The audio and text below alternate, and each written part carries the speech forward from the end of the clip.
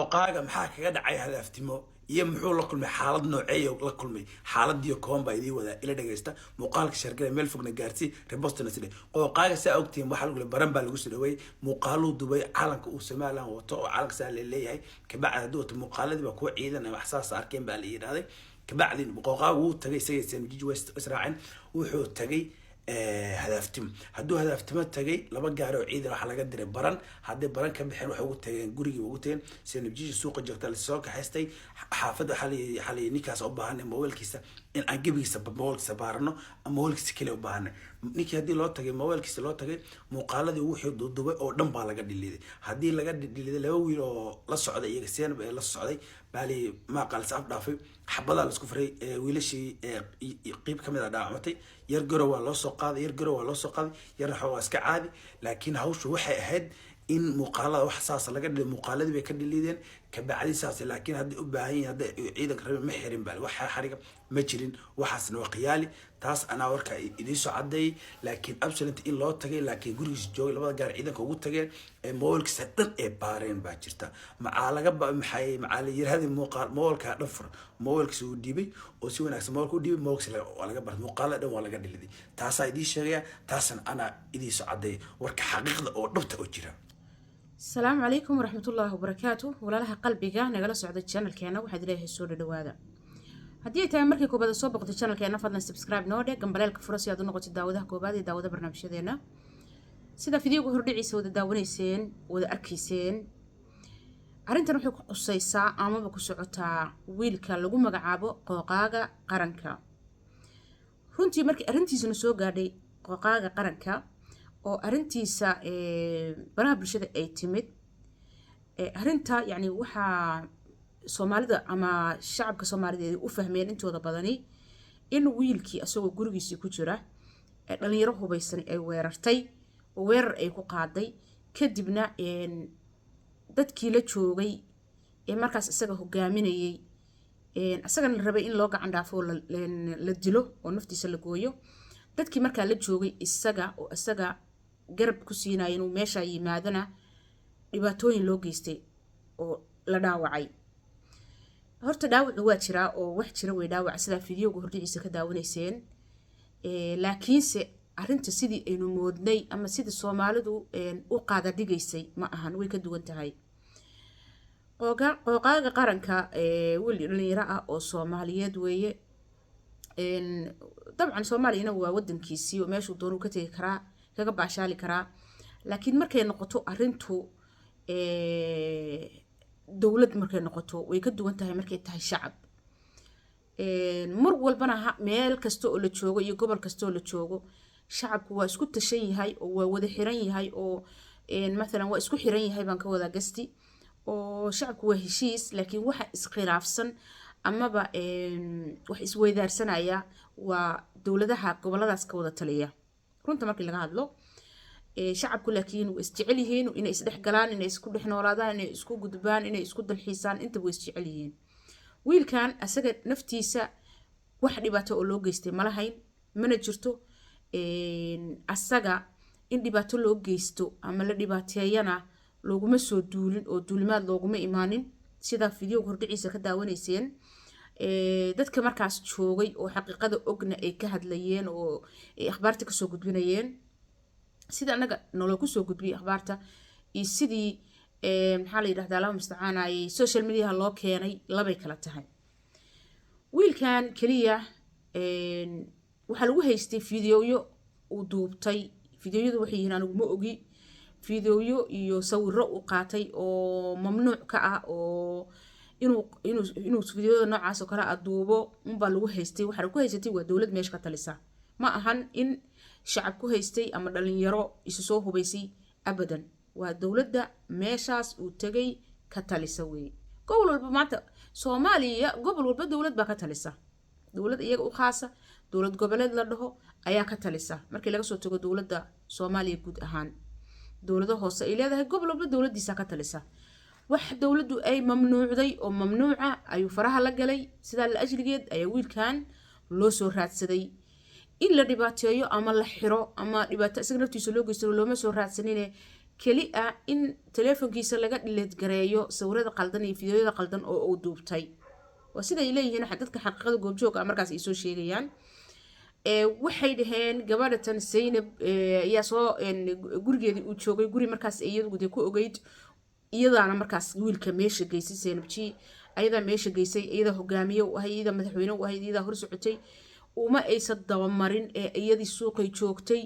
asagana gurigu joogay haddii ay wiilkan abaarsanayaan ama wiilkan bartilmaamsanayaan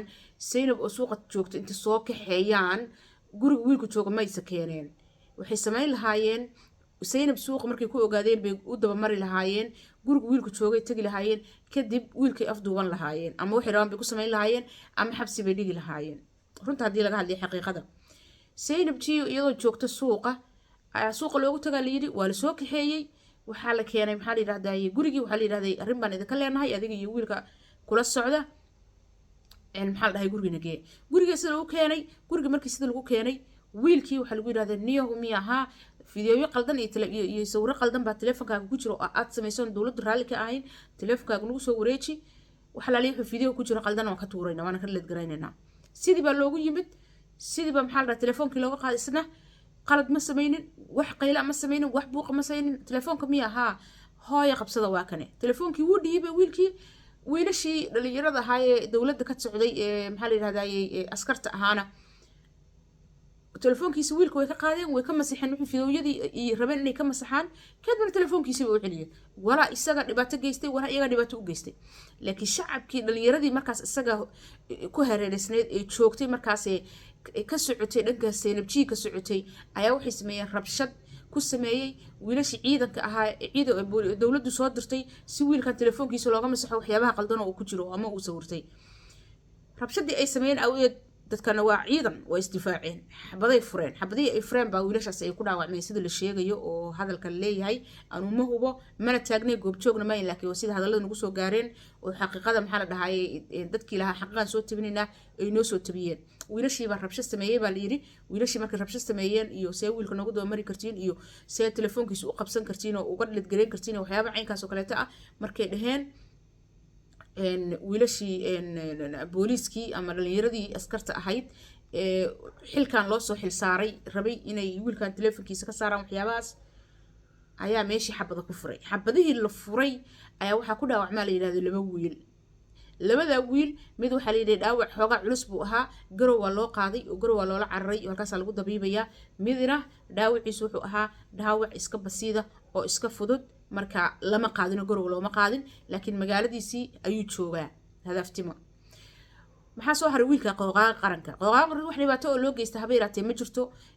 allahumma mustacaan telefoonkiisa waxyaabihii laga mamnuucay ama waxyaabihii loo diiday oo uu sameeyo qalad ku sameeyey unbaa laga tirtiray telefoonkiisana waa loo celiyey xabsi baan la geyn dhibaataan loo geysan cid kaloo wax ku samaysay baan jirin laakiin annaga warxuma tashiil baana soo gaaray markii hore oo ah in wiilkii guriga uu joogo lagu weeraray dhalinyaro hubaysan inay ku weerartay xabada in lagu furay wiilkii in lagu hagoogtay nafci dile inuu ku baxsaday in maxaa la yidhahdaa allahumma mustacaan wiilashii ku hoogtay midna dhaawac xun uu yahay midna maxaa la yidhahdaa dhaawac maxaa la dhahay dhexdhexe uu yahay loona socday dhalinyaro hubaysan oo rabay wiilka inay soo dilaan ay ahaayeen taas annagana soo gaartay laakiin arrin meesha inuu ciidan ku jiro iyo in maxaa la dhahaa mas'aan wiilka telefoonkiisa loo socday iyo rabshad inay shacabku meesha iyagu ka sameeyeen kadib hadiiba shacabku rabshad sameeyo qasab ciidanku xabad ugu furaya xabaddas ciidanku furo ama waxbaa ku dhiman ama waxbaa ku dhaawacmin akiid dabcan taas waxaa waaye shay qof walba guda og yahay wey marka warxuma tashiilna wuu iska badan yahay meel walba oo dowlada ka talisana dowlad walba xeer bay leedahay xeerkeedaas ayayna ku dhaqantaa hadiiba dowladda xeerkeedii way arrintan inaadan samayn ama fideoyada qaldano noocaas aadan duubanin dabcan xeerka inuu hogaansada way wiilku waana uu hogaansaday sida hadda la sheegayo oo isagu iskama hor imaanin dhibaatana isagana looma geysan asna dhibaato ma geysanin intaasaa shay muhiim ah qooqaaga ilaahay subxaana watacaala ah horta meel kastoo joogta ha ku xiftay adiga dhalinyarada soomaaliyeed wiilka dhaawaca ee halista ah ee garow loo qaaday ilaahay subxaana watacaala caafimaad sariicana ha siiyo kan kale dhaawac isagana dhaawac fudud ah isagana sidoo kale caafimaad sariicana ilaahay ha siiyo dowladdu waa dowlad dhisan waana dowlad loo baahan yahay dowlad walbana shacabkeeda ku dhisan tahay inay shacabkeeda wixii ay raali ka yihiin ama wixii ay qancinaya ama wixii waxtar waa inay samayso dabcan danta shacabka ayayna dowladdu mar walba samaysaa wixii danta shacabka ku jiro shacabkana waxaa looga baahan yahay dowladdiisa inuu u hoggaansado ninkan dareyska qaba ee maanta dhan cadceedu ku dhacayso qoraxda ku dhacayso dhididaya ee rafaadsan ee silicsan wuxuu dareyska u qabaa uu qoriga u sitaa uu duurka ugu jiraa uu tuuga iyo mooryaanka iyo qaatilka uu qoriga ugu haystaa uu adiga daraada waxaan la hadlayaa shacabka weeye wuxuu waxa u sameynaya sida adiga nabad aad gurigaaga ugu seexatid wuxuu waxa u sameynaya maxaa la dhahay u rafaadsan yahay qoriga u duusan yahay duurka ugu jira waa adiga daraada waa shacabka weeye waa inaad u hoggaansanaatid dowladdaada because waxay dowlad u tahay waa adiga waxay dowlad ku tahayna waa adiga inaad hadaad shacab tahay dowladdii iyadoon qalad kaa gala ama kugu qaldamin ah ka hortimaadid waa shay khada ah intaas ayaan kula dardaarmayaa shacabka degaha baran iyo hadaaftimo iyo maxaa la yidhahdayey waqooyi bari oo dhan dowladda waqooyi bari oo dhan walaalahayga qalbiga haddii ay tahay markii koobaad aad soo booqotid janalkeena janalka subscribe dheh gambaleelka fura si aad u daawatid daawada barnaamijyadeena si aad u noqotid daawadaha koobaad liketa iyo shareta iyo commentiga quruxda badanna hanaga ilaawnina ra'yigaagana bal qaybta commentiga nagula wadaag asalaamu calaykum waraxmatullaahi tacaala wabarakaatu